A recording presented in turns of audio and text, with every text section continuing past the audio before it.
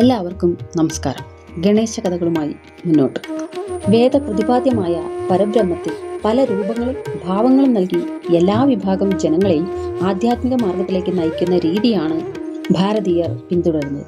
ജനനമോ മരണമോ ഇല്ലാത്ത അപ്രാകൃത ദിവ്യമംഗൾ സ്വരൂപനായി, എന്നാൽ പണ്ഡിതനായാലും പാമരനായാലും, എന്നാൽ ഏത് പാമര ജനങ്ങൾക്ക് പോലും ആശ്രയമായി എപ്പോഴും പ്രകാശിച്ചു കൊണ്ടിരിക്കുന്ന മഹാഗണപതി കരുണാമൂർത്തിയാകുന്നു. അതുകൊണ്ട് ഏതു കാര്യത്തിൻ്റെയും തുടക്കത്തിൽ വിഘ്നേശ്വര ആരാധന നിർവഹിക്കണമെന്ന് ആചാര്യന്മാർ അനുശാസിക്കുന്നത്.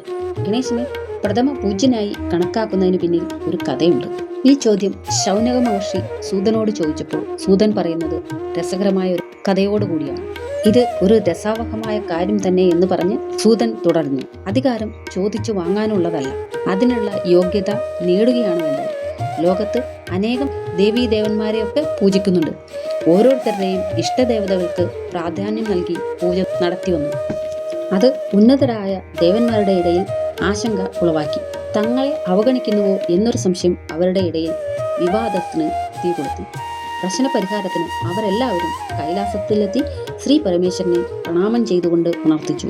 ഞങ്ങളിൽ ആരാണ് അഗ്രപൂജിക്കർഹൻ എന്ന് അങ്ങ് നിശ്ചയിച്ചറിയുന്നു. ഭഗവാന് ഒരു യുക്തി തോന്നി. ദേവഗണങ്ങളെ, ഇക്കാര്യം സംസാരിച്ചൊതുക്കുന്നതിനേക്കാൾ ഒരു പരീക്ഷണത്തിലൂടെ നമുക്ക് നിർണയിക്കുന്നതാണ് ഉചിതമെന്ന് തോന്നുന്നു എന്ന്. അങ്ങനെ ഒരു പരീക്ഷണം വച്ചു. ആദ്യം ആരാണോ ഈ പ്രപഞ്ചത്തെ പരിക്രമണം ചെയ്തിട്ട് ഇവിടെ എത്തുന്നത്, അയാൾ അഗ്രപൂജയ്ക്ക് അർഹനാകും എന്ന്.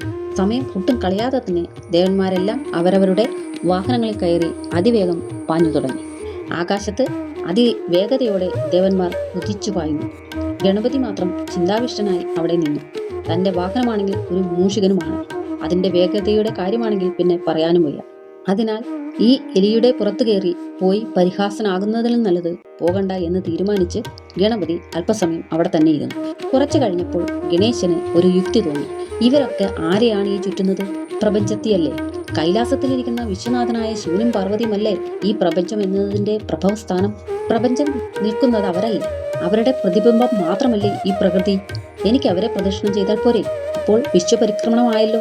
ചുണ്ടലിയുടെ മുതുകിൽ കയറി ഗണപതി സാവധാനം ശിവപാർവതിമാരെ വളർത്തുവെച്ചു വന്നു. എന്താണ്, നീ പ്രദക്ഷിണം പൂർത്തിയാക്കിയോ എന്ന് ശിവപാർവതിമാർ ചോദിച്ചപ്പോൾ അതെ എന്നായിരുന്നു ഗണപതിയുടെ മറുപടി. നീ ഒരിടത്തേക്കും പോകാതെ ഇവിടെ നിന്ന് ഞങ്ങളെ ചുറ്റുന്നതാണല്ലോ കണ്ടത്. പിന്നെ നീ എങ്ങനെയാണ് ഇത് സാധിച്ചത് എന്ന് ജഗത് മാതാപിതാക്കൾ ചോദിച്ചു. അപ്പോഴേക്കും ദേവന്മാർ ഓരോരുത്തരായി പരിക്രമണം പൂർത്തിയാക്കി എത്തിത്തുടങ്ങി. അവിടെ ഗണപതിയും നിൽക്കുന്നുണ്ടായിരുന്നു. ഗണേശ, അങ്ങ് വിശ്വപ്രദക്ഷിണം ചെയ്തില്ലേ എന്ന് ഓരോരുത്തരായി ചോദിച്ചു. സർവ്വവിശ്വവും ശിവശക്തി രൂപത്തിൽ ഇവിടെയുള്ളപ്പോൾ ഏത് വിശ്വത്തെയാണ് ഞാൻ പരിക്രമണം ചെയ്യേണ്ടത്? വിശ്വനാഥ പ്രദക്ഷിണം പൂർത്തിയാക്കി ഞാൻ ഇവിടെ നിൽക്കുകയാണ് ചെയ്യുന്നത് എന്ന് ഗണേശൻ മറുപടിയും കൊടുത്തു. ഇപ്രകാരം സ്വബുദ്ധിയും മഹത് ചിന്തയും കൊണ്ട് വിജയം വരിച്ച വിഘ്നേശ്വരൻ പറഞ്ഞ മൗലിക തത്വമാണ് ശരിയെന്ന് ഭഗവാൻ പറഞ്ഞപ്പോൾ എല്ലാവരും സമ്മതിച്ചു. അന്ന് മുതൽ ഗണേശ ഭഗവാൻ അഗ്രപൂജയ്ക്ക് അധികാരിയായി തീർന്നു. ഗണേശ ഭഗവാന്റെ ഈ വലിയ ആണത്തല വിശാലമായ ചിന്തകളെയും ബുദ്ധിയെയും സൂചിപ്പിക്കുന്നു. ചെറിയ കണ്ണുകളോ സൂക്ഷ്മമായ നിരീക്ഷണ ശക്തിയെയും കാര്യങ്ങളെ വേർതിരിച്ച് കാണുവാനുള്ള കഴിവിനെയും സൂചിപ്പിക്കുന്നു. മുറിഞ്ഞ കൊമ്പ് അദ്വൈത ചിന്തകളെയും ഏകത്വത്തെയും പ്രതിനിധീകരിക്കുന്നു. വലിയ ചെവികൾ സത്സംഗത്തിലൂടെയും മറ്റും കാര്യങ്ങൾ പഠിക്കാനുള്ള കഴിവിനെ സൂചിപ്പിക്കുന്നു. തുമ്പിക്കൈ കർമ്മശേഷിയെയും പ്രവൃത്തികളെയും സൂചിപ്പിക്കുന്നു. കയ്യിലേന്തിരിക്കുന്ന പാശവും അങ്കുശവും ജീവജാലങ്ങളെ നിയന്ത്രിക്കാനുള്ള കഴിവിനെയും നന്മ തിന്മകളെ വേർതിരിച്ചറിയാനുള്ള തൻ്റെ കഴിവിനെയും സൂചിപ്പിക്കുന്നു. വലിയ വയറ് എല്ലാത്തിനെയും ഉൾക്കൊള്ളുവാനുള്ള ക്ഷമതയെയും വിശാല മനസ്സിനെയും സൂചിപ്പിക്കുന്നു. മോദകം ബ്രഹ്മാനന്ദത്തെയും സന്തോഷത്തെയും സൂചിപ്പിക്കുന്നു.